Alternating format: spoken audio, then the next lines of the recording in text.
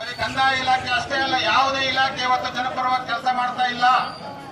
ನೋಡಿ ಇಲ್ಲೇ ತಾಲೂಕ್ ಆಫೀಸ್ ನಲ್ಲಿ ನೋಡಿ, ಯಾವ್ದಾದ್ರು ಒಂದು ಸಣ್ಣ ಕೆಲಸಕ್ಕೆ ನೀವು ಯಾವ್ದೊಂದು ಆರ್ಟಿಸಿ ತಿದ್ದುಪಡಿ ಆಗ್ಬೇಕು ಅಥವಾ ಆರ್ಟಿಸಿ ನಲ್ಲಿ ಆಕಾರ ಬಂದು ಆರ್ಟಿಸಿ ಗೊತ್ತು ಆಳ ಐತೆ ಎಲ್ಲ ಆರ್ಟಿಸಿ ನಲ್ಲಿ ಒಂದು ಗುಂಟೆ ಕೈ ಬಿಡಿ ಅಂತೇಳಿ ಅರ್ಜಿ ಕೊಡ್ತೀರಿ. ನಿಮ್ದೇ ಆರ್ಟಿಸಿ ನಿಮ್ದೇ ಜಮೀನು, ಒಂದು ಗುಂಟೆ ಕೈ ಬಿಡಿ ಅಂತ ನೀವೇ ಅರ್ಜಿ ಕೊಟ್ಟರು ಕೂಡ ಆ ಕೆಲಸ ಮಾಡಕ್ ತಯಾರಿಲ್ಲ. ಅವ್ರು 6 ತಿಂಗಳಾದ್ರೂ ಅದನ್ನ ಏನೂ ಮಾಡಲ್ಲ. ಯಾಕೆ ಮಾಡಲ್ಲ? ಕಾಸು ಕೊಡಲ್ಲ. ಕಾಸು ಕೊಡ್ತಕ್ಕಂಥವ್ರು ಕೆಲಸ ಮಾಡ್ತಾರೆ. ಅವರು ಬೇರೆ ಬೇರೆ ನೋಡಿ, ರಿಯಲ್ ಎಸ್ಟೇಟ್ ದಳ್ಳಾಳಿಗಳ ಕೆಲಸ ಬೇಗ ಆಗ್ತದೆ ತಾಲೂಕ್ ಆಫೀಸ್ ನಲ್ಲಿ, ಒಬ್ಬ ಸಣ್ಣ ರೈತರ ಕೆಲಸ ಇವತ್ತು ಆಗ್ತಿಲ್ಲ. ಏನಾಗದ ಅರ್ಥ? ಯಾರ ಪರವಾಗಿ ಕೆಲಸ ಮಾಡ್ತಿದ್ದಾರೆ ಇವರು? ಇವರೆಲ್ಲ ಯಾರ ಪರವಾಗಿ ಕೆಲಸ ಮಾಡ್ತಾ ಇದ್ದಾರೆ ಅಂತಂದ್ರೆ, ಯಾರು ತಮಗೆ ದುಡ್ಡು ಕೊಡ್ತಾರೆ, ಯಾರು ಇಲ್ಲಿ ಜನಪ್ರತಿನಿಧಿಗಳಾಗಿ MP MLA ಗಳಾಗಿದ್ದಾರೆ, ಅವ್ರ ಪರವಾಗಿ ಅವ್ರ ಹಿಂಬಾಲಕರ ಪರವಾಗಿ ಕೆಲಸ ಮಾಡ್ಲಿಕ್ಕೆ ಬಂದಿರೋದ, ಜನಸಾಮಾನ್ಯರ ಪರವಾಗಿ ಕೆಲಸ ಮಾಡ್ಲಿಕ್ಕೆ ಬಂದಿರೋದ ಅಂತಕ್ಕಂಥದ್ದನ್ನು ಅವರು ಉತ್ತರ ಕೊಡಬೇಕಾಗ್ತದೆ. ಹಾಗಿದ್ರೆ ಇವೆಲ್ಲ ಸಮಸ್ಯೆಗಳಿಗೆ ಪರಿಹಾರ ಇಲ್ವಾ? ಇಂಥ ಅಧಿಕಾರಿಗಳನ್ನ, ಇಂಥ ರಾಜಕಾರಣಿಗಳನ್ನ, ಅವರ ಮನಸ್ಥಿತಿಯನ್ನ ಬದಲಾಯಿಸಲಿಕ್ಕೆ ಸಾಧ್ಯ ಇಲ್ವಾ ಅಂತ ಹೇಳಿದ್ರೆ ಖಂಡಿತ ಸಾಧ್ಯ ಇದೆ. ನಾವೆಲ್ಲರೂ ಕೂಡ ನಿರಾಸರಾಗಬೇಕಾಗಿಲ್ಲ. ಈ ವ್ಯವಸ್ಥೆ ಹೀಗೆ ಮುಂದುವರಿತದೆ ಅಂತೇಳಿ ನಾವು ನಿರಾಸರಾಗಬೇಕಾಗಿಲ್ಲ. ಯಾವಾಗ ಇವರೆಲ್ಲರನ್ನೂ ಕೂಡ ಜನರ ಪರವಾಗಿ ಕೆಲಸ ಮಾಡಿಸ್ಲಿಕ್ಕೆ ಸಾಧ್ಯ ಆಗ್ತದೆ ಅಂತ ಹೇಳಿದ್ರೆ, ಇಡೀ ಹಳ್ಳಿಗಳಲ್ಲಿ ಈ ರೀತಿ ನಿಮ್ಮ ರೀತಿ ಜನಗಳು ದಂಗೆ ಎದ್ದು ಇಂಥ ಹೋರಾಟಗಳನ್ನು ಮಾಡಬೇಕು, ಇವರು ಪಟ್ಟ ಕಲಿಸಿದಾಗ ಮಾತ್ರನೇ ಈ ವ್ಯವಸ್ಥೆ ಸುಧಾರಣೆ ಆಗ್ತದೆ. ಒಂದು ವರ್ಷ ಬೇಕು ಇವ್ರಿಗೆ. 1 ವರ್ಷ ಗಟ್ಟಲೆ ಆಗಿದೆ, 6 ತಿಂಗಳಾಗಿದೆ, 6 ತಿಂಗಳಾಗಿದೆ, 1 ವರ್ಷ ಆಗಿದೆ. ಇಲ್ಲಿವರೆಗೂ ಸಹ ಅವ್ರಿಗೆ ಆ ಸೌಲಭ್ಯಗಳು ಕೊಡೋಕ್ಕಾಗಿಲ್ಲ. ಪ್ರತಿ ಹಳ್ಳಿಗಳಿಗೆ ಅಕೌಂಟ್ ಇದ್ದಾರೆ, ಆದಾಯಗಳಿದ್ದಾರೆ, ಅವ್ರು ನೇಮಿಸಿ.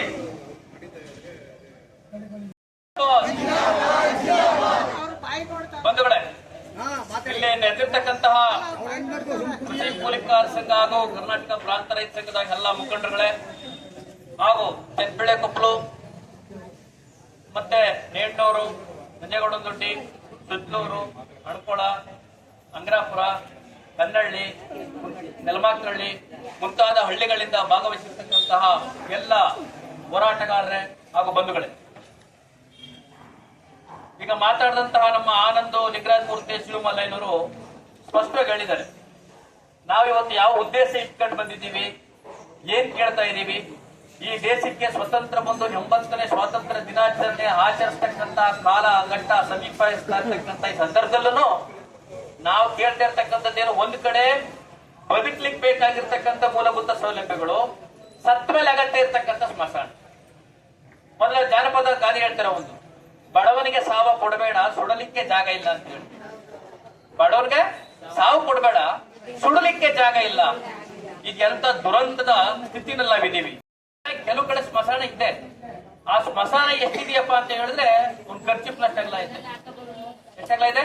ಖರ್ಚಿಪ್ನ ಸುತ್ತಮುತ್ತ ಹಿಡುವಳಿ ಜಮೀನುಗಳವೆ.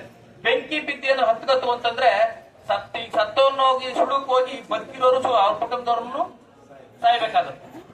ಈ ಉದಾಹರಣೆಗೆ ಒಂದೊಂದು ಊರುಗಳಲ್ಲಿ ಒಂದೊಂದರ ಉದಾಹರಣೆ ಹೇಳ್ತೀನಿ. ಈ ನೆಲಮಾಕನಹಳ್ಳಿನಲ್ಲಿ 2000 ಜನಸಂಖ್ಯೆಗಿಂತ ಹೆಚ್ಚಾಗಿ ಜನಸಂಖ್ಯೆ ಇದೆ.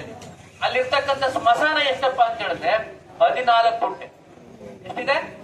14 ಕುಂಟೆ. ಈ 14 ಕುಂಟೆನಲ್ಲಿ ಹಳ್ಳ ಹೋಗೈತೆ. ಈ 14 ಕುಂಟೆನಲ್ಲಿ ಬಿದಿರು ಬೆಳೆ ಐತೆ. ಈ 14 ಕುಂಟೆನಲ್ಲಿ ಮರ ಐತೆ.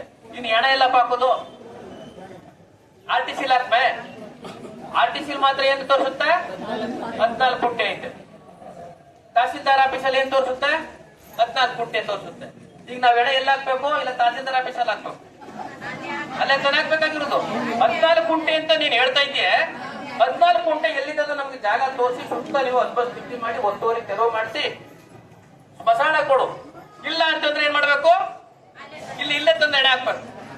ನಾವ್ ಇಲ್ಲಿ ತಮಾಷೆಗೆ ಹೇಳ್ತಾ ಇಲ್ಲ, ಸೀರಿಯಸ್ ಆಗಿ ತಂದಿಲ್ಲಿ ಹೆಣ ಹಾಕ್ತಿವಿ. ಇಲ್ಲಿ ನಾವು ಇಲ್ಲೇ ತಂದು ಹೆಣ ಬೇಯಿಸ್ತೀವಿ.